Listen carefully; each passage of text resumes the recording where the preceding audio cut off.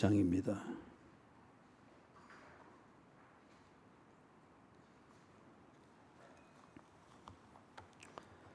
아모스 2장.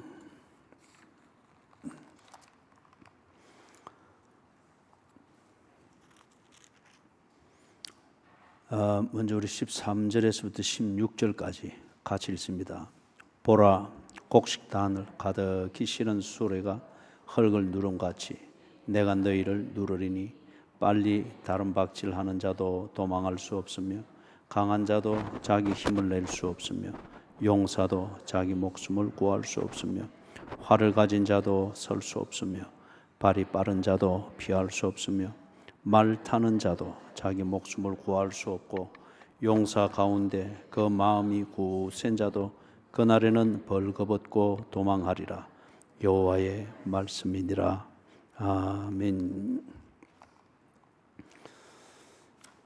세속화된 이스라엘, 이 주제를 가지고 지금 2장 8절에서부터 16절까지를 살피고 있습니다.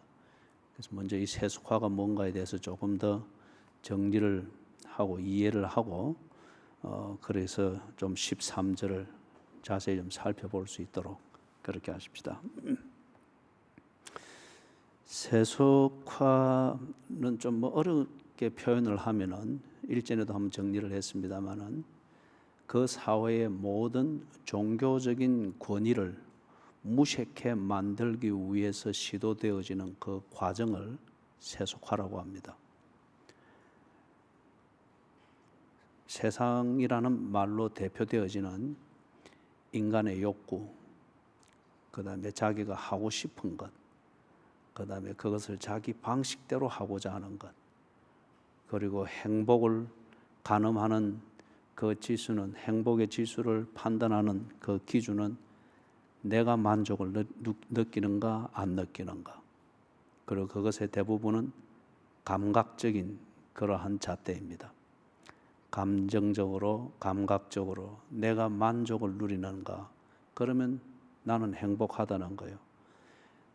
이런 행복을 만들고 즐기고 누리고 추구하는 그것과 반대되어지거나 그것을 죄악시하거나 그것이 잘못됐다고 하는 것은 전부 다 틀렸다라고 단정을 해버려야 내가 추구하는 것이 언제나 옳게 되어지고 내 행복이 어떤 면에도 손상이 되어지지 않습니다. 그렇기 때문에 이것을 합리화하기 위해서 종교들마다 이리 살아라 저리 살아라, 그 사회의 도덕의 최종적인 기준이 종교지 않습니까?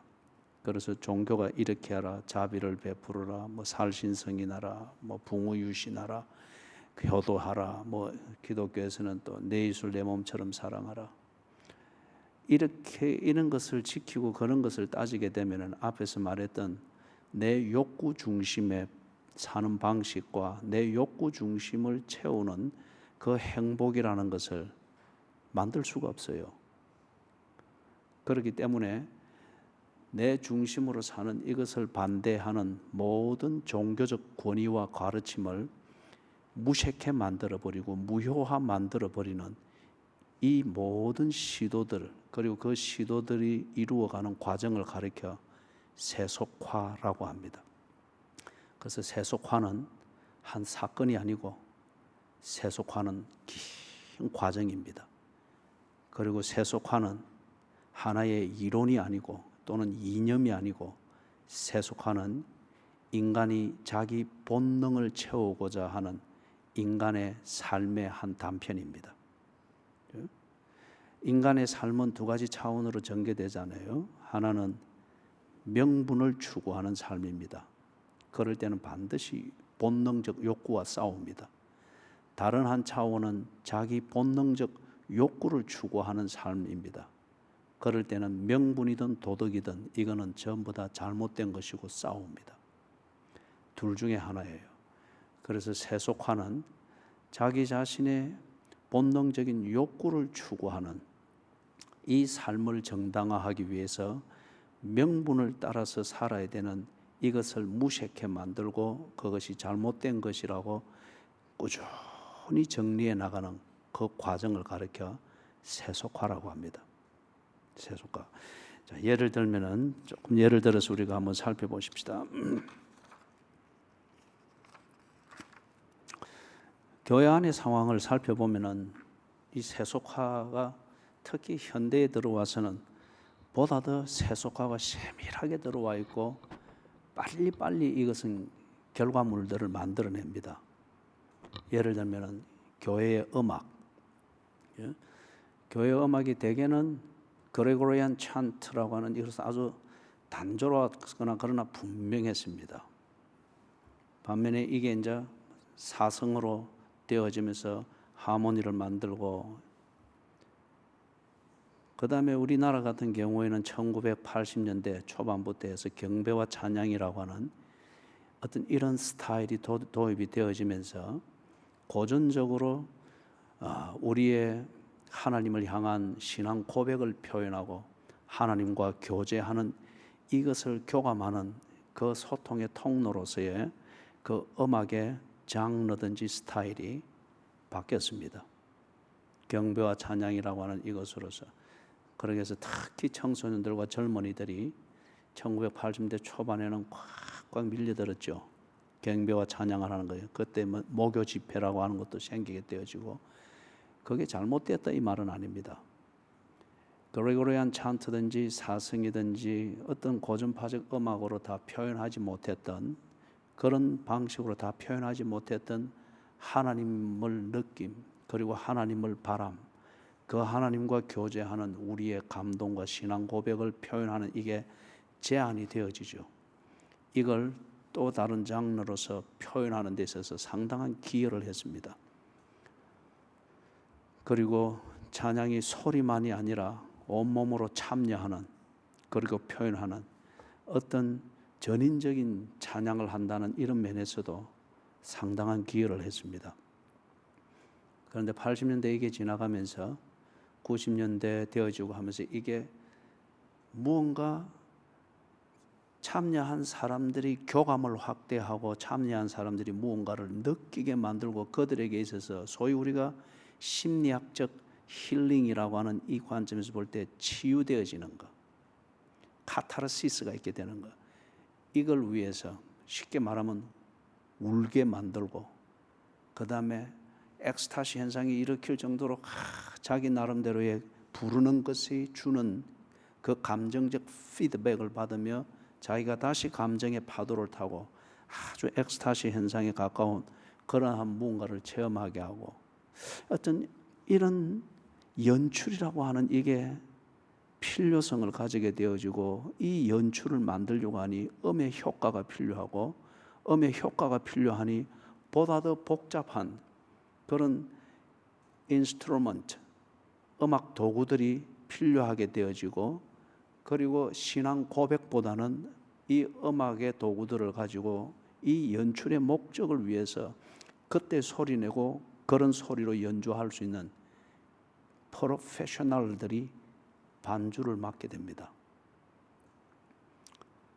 그리고 드디어 예배 안에 메탈 음들이 아주 지배를 하게 되어지고, 그러면서 나중에는 부르는 자와 그것에 대해서 화답하는 자라고 하는 이 어떤 콘서트 현장처럼 이렇게 바뀌고, 그리고 요즘 거의 대부분 교회를 새로 짓는 곳이든지 어떤 이런 것을 볼 때에 강단의 의미보다는 무대의 개념으로서 그렇게 해서 시설들이 만들어집니다.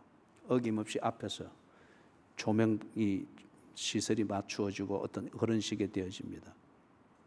우리 개신교, 프로테스탄티즘, 우리 개신교가 로마 천주교로부터 1540년 루트가 위텐버그 성당에 95개 조항의 신학적 질문과 교회 정치에 관련된 질문을 교황에게 했던 그것을 기점으로 해서 볼 때 우리는 그때를 종교 개혁 기념일로 그렇게 봅니다.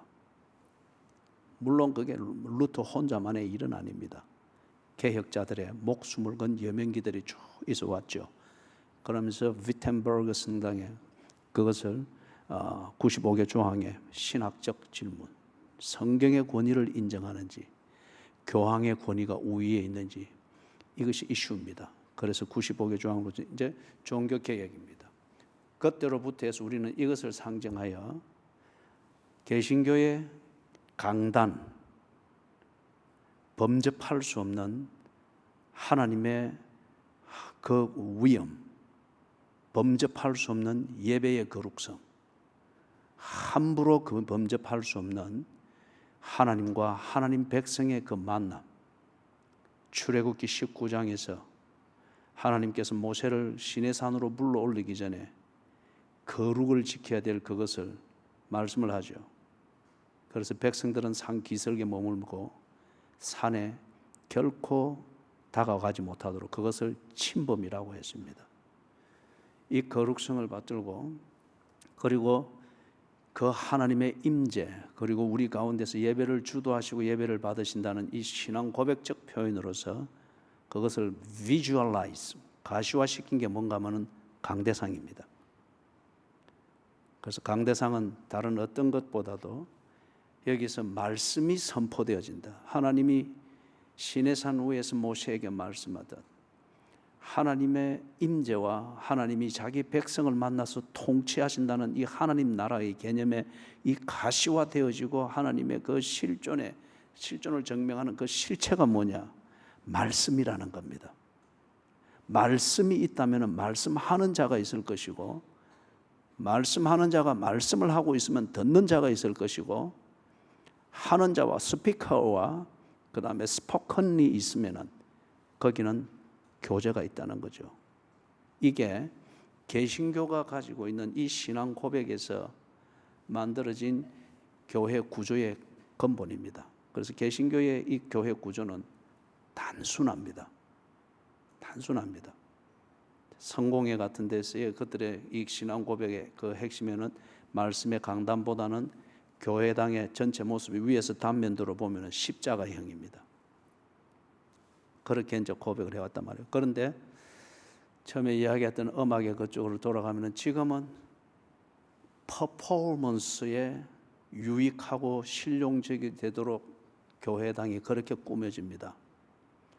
그리고 뭐 성가되든지 찬양되든지 뭐 경배와 찬양과 같은 이 찬양을 하든지 얼마나 반향이 잘 되는가, 소리가 얼마나 잘 퍼져나가는가, 그리고 그 소리가 얼마나 깨끗하게 들리는가, 이걸 두고서 인테리어에 굉장한 신경을 쓰고, 그리고 마이크든지 이 스피커 시스템들을 거기에 집중을 하여서 이렇게 엄청난 신경을 씁니다. 상당한 또 예산이 거기에 들어가죠. 자, 이리 되다 보니까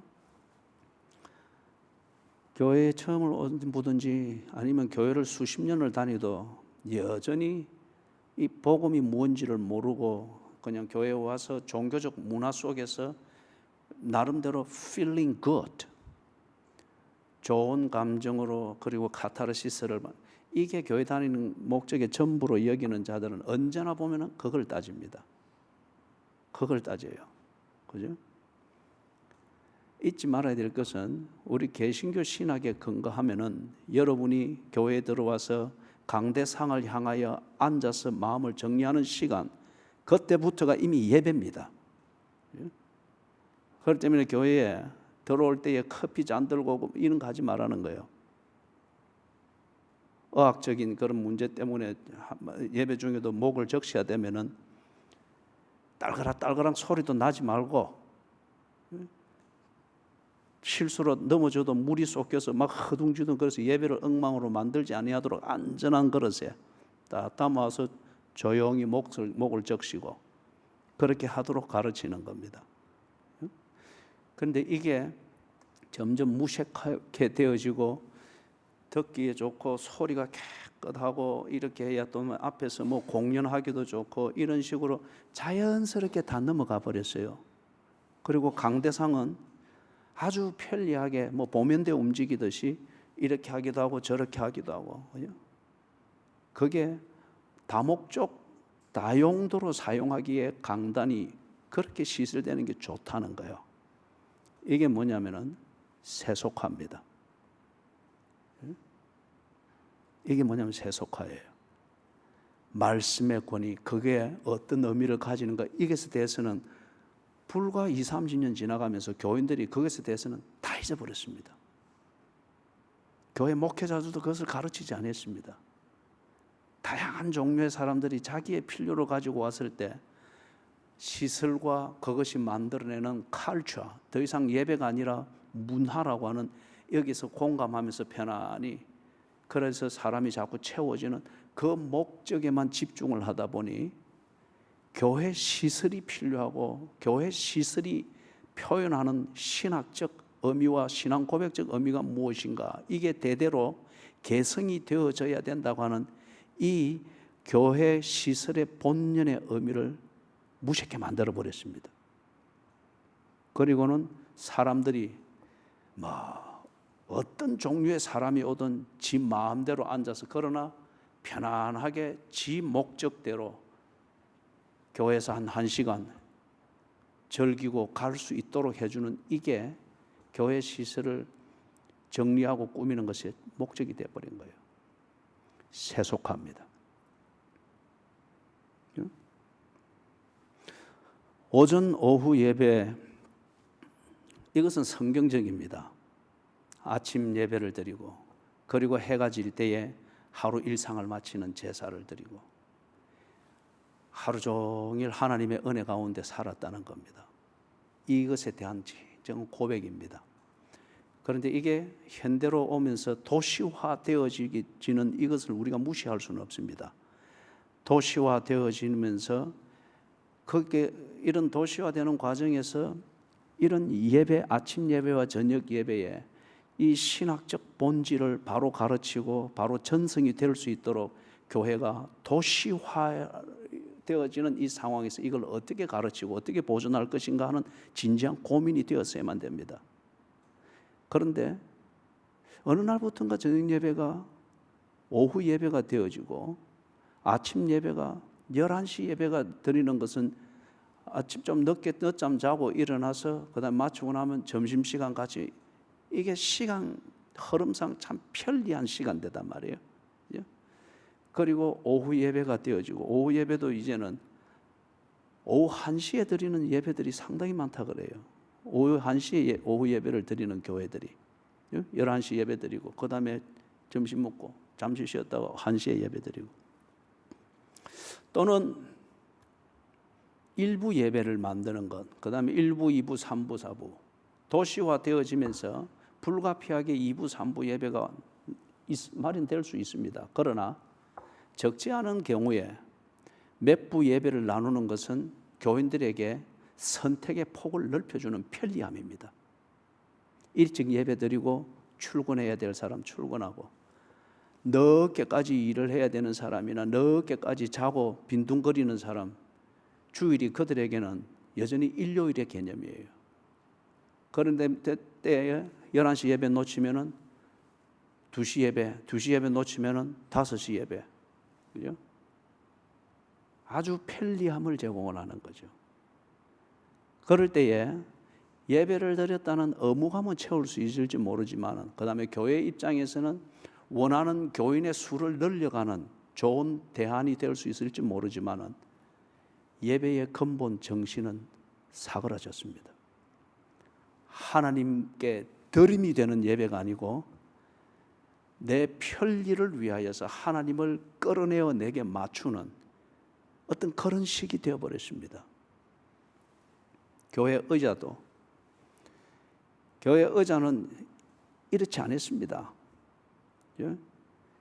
불편할 정도로, 엉덩이가 아플 정도로 딱딱했습니다. 그렇기 때문에 교회 의자만 해도 퍼질 수가 없고 졸기가 힘들었습니다. 그런데 도시화되어지고 사람들을 어떻게 모으고 사람들에게 조금이라도 불편의 요소를 없애기 위해서 쿠션을 깔고, 그것도 못해서 이제는 다 의자를 극장식으로 만들죠. 극장식으로 만든 데다가 또 팔걸이까지 만들어서 탁 퍼지고 앉으면은 그냥 목만 숙이면 편안히 잘 수 있도록.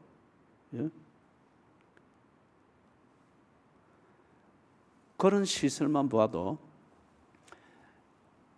교인들이 예배를 잘 드릴 수 있도록 하고자 하는 이 목적으로 좀 편리를 위해서 고민하고 그럴 수 있습니다. 그런데 너무 가버렸습니다. 예배를 받으시는 하나님, 그 예배를 받으시는 하나님 앞에 예배 드리는 나는 누구인가? 조지 휘필드와 존 웨슬리 같은 이런 분들이 복음을 전가하고 할 때에 그 설교가 그냥 들판에서 그 설교가 아무 마이크도 없잖아요. 여기서 외쳐줘도 그 수천 명의 움집한 사람들이 어떤 이는 말에 앉고 어떤 이는 들판에 앉아서 서서 들었습니다. 예배를 받으시는 하나님은 누구이시며 예배를 드리는 나는 누구이며 이 예배를 드린다고 하는 이 시간의 의미가 무언가를 똑똑히 기억하고 그것에 흐트러짐이 없도록 의자를 다 없앤 것도 있고 불가피하게 의자를 만들면 앉아서 결코 졸 수 없도록. 그런데 이게 도시화가 급격화되어지고 하면서 피곤한 교인들을 고려하고 뭐 어떤 이런 것도 새로 오는 교인들을 고려해서 편리를 만들고 너무 지나쳐 버렸습니다. 예배를 드리는 자가 아니고 예배를 구경하는 자입니다. 하나님은 예배를 받기 위해서 예배 시간 내내 깨어 있어야 되나? 건방진 교인들이 그렇게 만들어버린 교회 시설 안에서 조는 것을 권리로 생각합니다. 그럼에도 불구하고 아무 잘못을 모릅니다. 세속화가 만들어 놓은 겁니다. 그래서 현대 교회에 회개가 없잖아요. 회개하라 하면은 그 교회는 사랑 없는 교회라고 합니다. 그러나 성경은 분명히 성경 전체를 다 보시라고요. 거의 70%가 이상이 죄를 지적하는 겁니다. 죄를 뉘우칠 회개로 인도하는 직접 간접의 설교들입니다. 죄인이고 망할 인간을 향해서 준 하나님의 말씀이 어찌 네 잘했다는 이런 말이 있을 수가 있어. 그거는 종교의 경전에서 그렇게 하는 거죠. 자기 백성을 저희 죄에서 구원하러 오신 하나님이 주시는 말씀은 우리의 죄를 돌아보게 하는 거, 이게 당연합니다. 그런데 이걸 생각하지 못하도록 만들고, 회개는 사람을 불편하게 만드는 것이고, 도시화되어진 도시 생활에서 안 그래도 피곤한데 와주는 것만 해도 고맙다라는 식으로 교회가 그런 식으로 교인들을 엉망으로 만들어놔 버린 거예요. 와주는 것만 해도 고맙다. 와서 1시간 내내 졸고 딴짓하고 갔는데도 와주는 것만 해도 고맙다. 고통 없이 지옥으로 가도록 만들었습니다. 평생 설교 들으면서 결국에는 지옥 가도록 만드는 거예요. 심리학에서 하는 상담, 이론에 근거한 상담을 해주는 것과 오늘날의 설교가 다를 바 없도록 되어버렸습니다. 세속화입니다. 교회나 교인들이 그런 것을 당연하게 여기고 그것이 복음이고 설교라고 믿고 있습니다. 이사야서 30장에서 우리가 보았죠. 거짓말이라도 좋으니 나를 불편하게 하는 설교를 하지 말고 거짓말이라도 좋고 하나님이 없다라고 해도 좋으니 들어서 편한 것을 말해달라. 이사야서 30장에 있었잖아요. 그게 세속화입니다. 이 세속화는 비단 현대 도시화 되어지면서만이 생긴 것이 아니고 예수님 당시에도 있었죠. 편리하게 예배를 드리기 위해서. 명분은 그거였습니다. 멀리서 순례자들이 올 때 제물을 끌고 오고 이런 게 참 힘드니까 성전의 지도자들이 편리한 시스템을 만들었죠. 성전에 오면은 성전 뜰에서 자기가 필요한 제물을 살 수 있도록 하고, 그 다음에 성전에 세금을 낼 때는 반드시 그 유대에서 통용되는 세겔로 내도록 했단 말이에요. 그런데 이걸 거기 오면은 편리하게 바꿀 수 있도록 다 준비를 해줬습니다. 처음에는 좋은 의도였을 수 있어요. 그런데 조금 편리해지니 더 편리한 걸 찾고, 그러니 성전의 입장에서는 수입이 굉장히 많아지니까 서로 조차하는 이것에서 서로 이게 이익이 맞으니까 이게 나중에는 시장 경제화 되어버렸습니다. 시장에 거래하는 것은 강도의 굴열 같잖아요.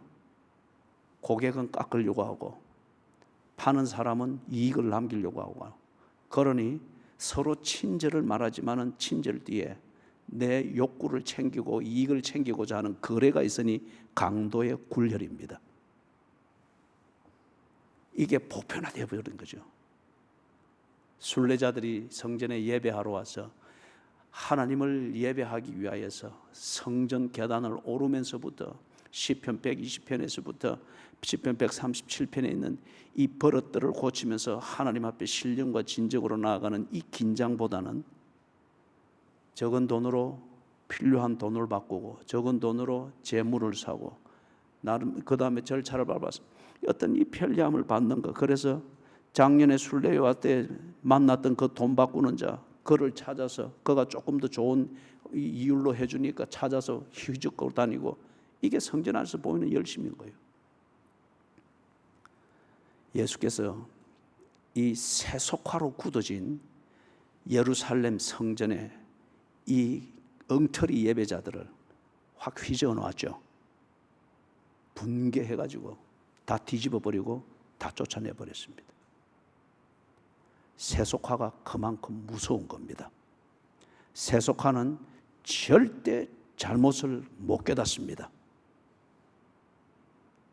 오히려 네 잘못됐다, 예배를 그따위로 드리면 되나, 그러고도 네가 그리스도인이라 말할 수 있나, 이리 말하는 성경과 설교를 사랑 없다, 저러고도 무슨 교회고 저게 무슨 사랑의 종교고, 그리 말하는 담대함과 교만함을 가지게 만드는 게 세속화의 결과물입니다.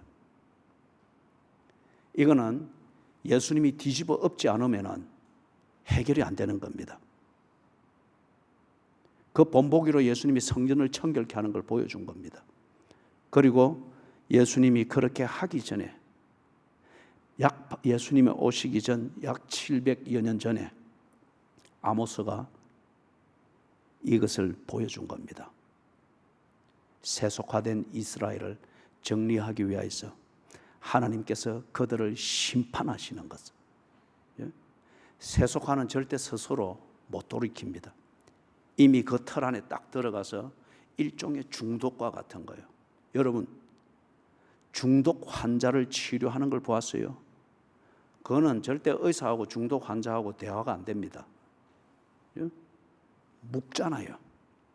딱 묶어놓고 마약 중독이면 마약 금지시키고 알코올 중독이면 알코올 금단 현상이 일어날 때 그때 저 힘든 사람을 저리 묶어놓나, 저 힘든 사람이 그렇게 막 벌벌 떨고 온몸에 벌레 기는 것처럼 몸을 긁어서 뭐 피투성이 피가 나고 이런 마약 중독자가 금단 현상을 일으킬 때 그거 불쌍하다고 또 마약 주고 그럽니까? 아니에요. 세속화가 그런 종류입니다. 그래서 하나님이 심판하시겠다는 겁니다. 자, 오늘 그 부분을 조금만 살펴보고 우리가 다음 주 이어서 하나님의 세속화된 이스라엘, 이들이 불행을 자초했다, 즉 하나님의 심판이 임한다는 이걸 다음 주 수요일 날 이어서 계속 보도록 하겠습니다. 오늘 그것을 조금만 좀 앞부분만 좀 살펴보도록 그렇게 하겠습니다. 먼저 이 세속화된 이스라엘을 적나라하게, 그 시대에 세속화된 이스라엘을 적나라하게 나타내는 그 증거가 뭐죠? 12절입니다. 아모스 2장 12절 같이 한번 읽어보겠습니다. 그러나 너희가 나실 사람으로 포도주를 마시게 하며 또 선지자에게 명령하여 예언하지 말라 하였느니라. 왜 이 나실인을 세운 것은 하나님의 백성의 삶의 표본을 보여주는 겁니다. 선지자를 세운 것은 신앙의 본질이 무엇인가를 알게 하기 위해서입니다. 그런데 선지자에게 예언하지 말라, 신앙의 본질을 이 백성들이 들을 때에 자기들은 언제나 틀린 것으로 나오기 때문에 선지자들은 예언하지 말라 했습니다. 내가 하고 싶은 방식대로 살도록 놔두고 건들지 말라는 거예요. 설교하려면은 내 건들지 않는 설교를 해라. 굳이 꼭 설교를 할 것 같으면은 이 교회에서 당신은 떠나라. 이게 그 시대이고 오늘 우리 시대잖아요. 예? 못된 설교자들이 대단히 많습니다. 그러나 세속화되어진 교인들과 교회들이 선지자의 소리를 듣지 아니하려고 합니다. 그리고 그런 선지자들과 같은 목회자들을 더불어 매도해버립니다.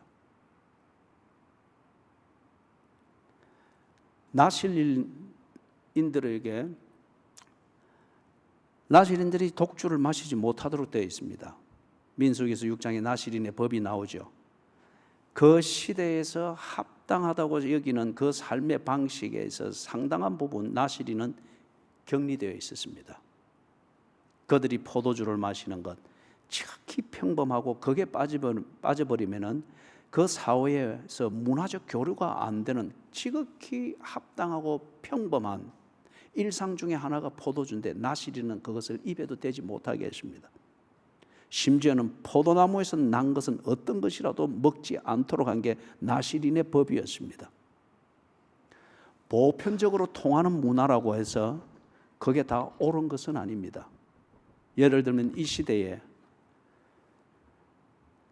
권태기를 이기고 뭘 하고 하니 결혼한 사람일지라도 애인을 두고 또는 일탈을 하고 하는 이것이 갈수록 보편화되고 있습니다. 그것에 대해서 문제를 삼으면은 쿨하게 이혼이라고 하는 것은 더 보편화되었습니다.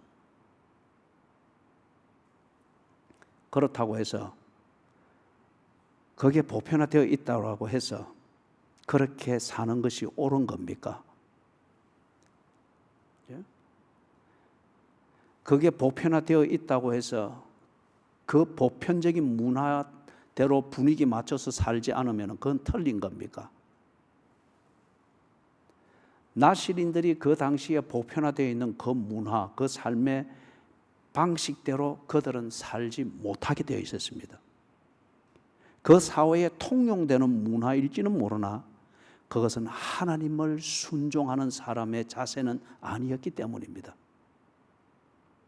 여러분 너무 재미있게 살려고 하지 마십시오. 이 시대가 만들어 놓은 재미, 행복, 그 행복을 누리는 그 문화의 패러다임 속에서 거기서 뭔가 사람들보다 더 많이 즐기고 더 재미있게 사는 것이 복받은 거고 성공한 것이라 생각하는 것이 오늘날 많은 교인들의 사고방식이란 말이에요. 이게 세속화입니다.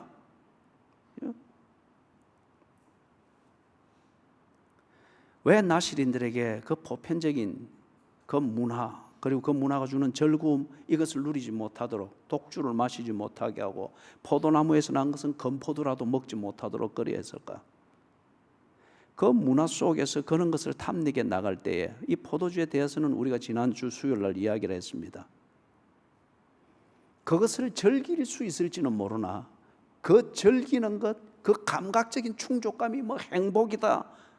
그것을 찾고 그것을 마음껏 보장된 대로 누릴 수 있는 게 성공이고 좋은 직업이고 뭐 행복한 가정이고 그런데 가만히 딱 보니까 그렇게 사느라고 새벽 기도할 시간이 없는 거예요. 그런 것 챙기고 그런 사치와 향락을 챙기려고 하다 보니까 회중 예배, 공적인 예배를 그것을 중심으로 해서 사는 생활 패턴이 안 되는 거예요. 밤늦게까지 건포도 들어가고 한 이런 사치품들과 그거는 순전히 디저트용이고 향락용이지 주식용이 아닙니다. 부수적인 엑스트라의 그 즐거움을 위해서 하다 보니 밤이 늦어지고 생활 패턴이 깨지고 생체 리듬이 깨집니다. 그러니까 주일날 못 일어납니다.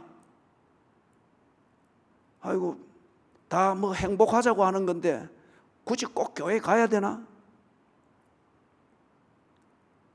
오후 예배까지 있으면 늦지막히 일어나서 가서 집사 체면 세우고 참석해서 집사 체면 세우고 아니면 인터넷 틀어놓고 비스듬히 덜어 누워가지고 자는 둥 마는 둥 하면서 인터넷. 나시린에게 그런 것이 행복이 아니다. 그런 감각적인 충족감, 그게 행복이 아니다. 그거는 결국에 너를 감각적인 그 행복감에 취하게 만들어 네가 폐인이 되는 것. 3, 4대에 이르기까지 내가 저주하리라고 했지 않습니까? 하나님께서 그랬지 않습니까? 주의 말씀을 순종하는 그 사람에게는 천대에 이르도록 복을 준다고 했지 않습니까? 오늘 새벽에 보았지만은 천대에 이르러 복을 준다. 그거는 하나의 사건이 아닙니다.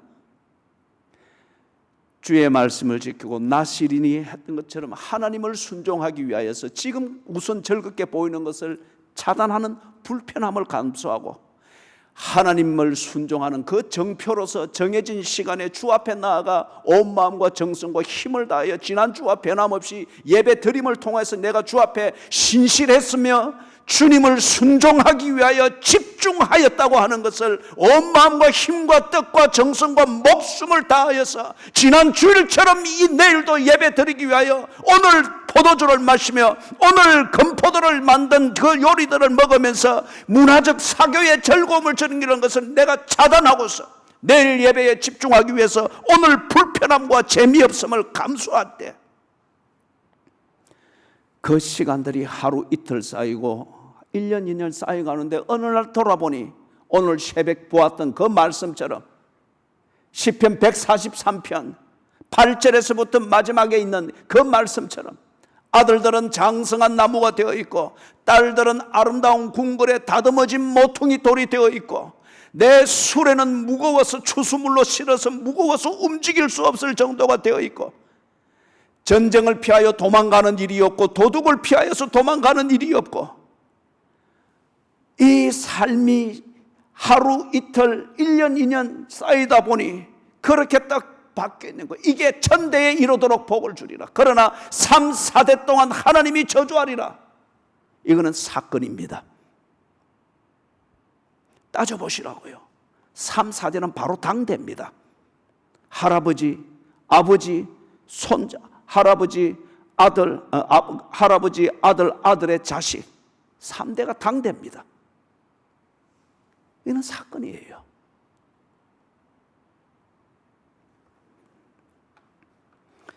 왜 이 사람들이 신앙생활은 이리 하는 것이다. 오늘 우리 표현으로 빌려서 말하면 그리스도인은 이렇게 사는 것이다. 그리스도인이 추구하는 행복은 이렇게 하는 것이다. 그걸 똑똑히 보고 본받으며 한편 글을 볼 때에 내가 잘못되고 있는 것을 리뷰잉, 점검해 보라고 거울처럼 나실인을 우리 가운데 두신 겁니다. 그런데 나실인을 볼 때마다 내가 불편한 거예요. 나실인을 볼 때마다 나는 그리스도인이 아닌 거예요. 나실인을 볼 때마다 나는 가짜백인 거예요.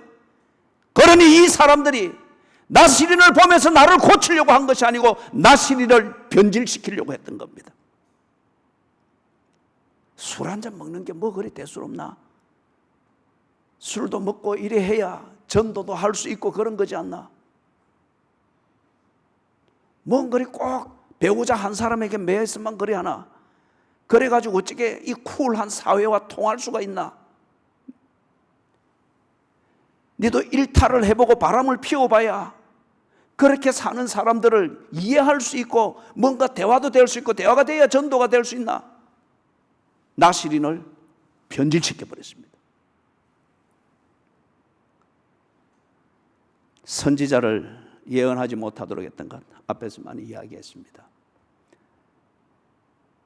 그 당시에도 그랬고 오늘날에 그리스도인이라는 사람들도 그렇습니다. 교회 안 가면 벌 받을 것 같고 하나님을 안 믿기는 그렇고 하나님을 이제는 그만 믿겠다 말하기도 그렇고 그러기에는 내 신앙 고백이 너무 분명하기 때문에 그러나 내 방식대로 사는 것 내가 추구하는 감각적인 행복 내가 추구하는 감각적인 성공, 그리고 세속화된 이 사회에서 나도 뭔가 한 자리 끼울 수 있고, 내 명함이라도 한 자리 돌릴 때에 내 명함을 받는 사람들이 있을 정도의 명성을 쌓고 권성을 쌓고 뭔가 자리를 만들고 내 자식의 길을 만들고 뭐 어떤 이런 것을 하려고 하니까 예수 믿는 사람의 그 양심 가지고는 안 되겠는 거예요. 그러니 설교자에게 강요합니다. 우리도 좀 격려를 많이 해 주십시오. 아니, 당신이 망할 짓을 하고 있는데 어떻게 격려를 합니까? 아니, 당신이 도둑놈인데 어떻게 격려를 합니까? 간음을 하고 들어왔는데 어떻게 격려를 합니까? 하나님이 망한다고 하는데 그 하나님의 말씀을 증거하기 위하여 설교자가 어떻게 당신은 성공한다 말합니까?